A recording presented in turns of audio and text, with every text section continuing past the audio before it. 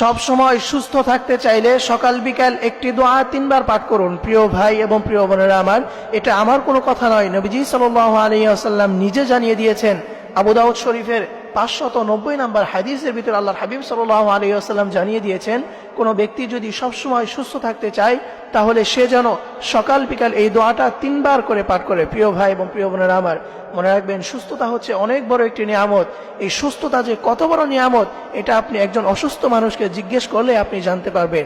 কারণ আপনি যখন অসুস্থ থাকবেন তখন দেখবেন আপনার পছন্দের খাবারটাও আপনার কাছে ভালো লাগবে না, আপনার পছন্দের জায়গাটাও আপনার কাছে অস্বস্তি লাগবে, আপনার প্রিয় কোনো জিনিসও আপনার কাছে ভালো লাগবে না।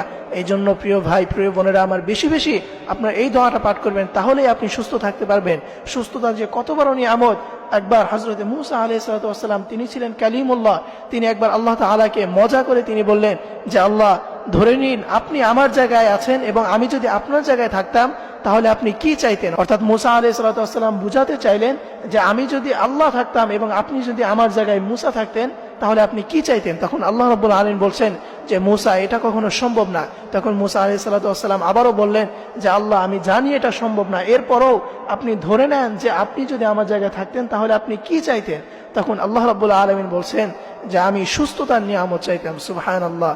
এই জন্য প্রিয় ভাই এবং প্রিয় বোনেরা, সুস্থতা যে কত বড় নিয়ামত।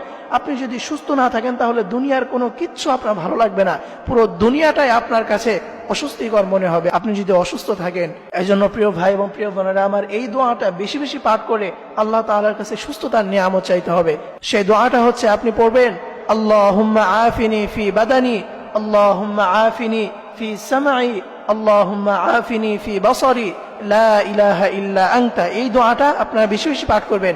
আল্লাহ রাসূল সাল্লাল্লাহু আলাইহি ওয়াসাল্লাম জানিয়েছেন হাদিসের মধ্যে, আবু দাউদ শরীফের 590 নম্বর হাদিসের ভিতরে এটা রয়েছে যে আপনি বেশি বেশি পাঠ করবেন আল্লাহুম্মা আফিনি ফি বাদানি, আল্লাহুম্মা আফিনি ফি সামঈ, আল্লাহুম্মা আফিনি ফি বাসারি, লা ইলাহা ইল্লা আনতা।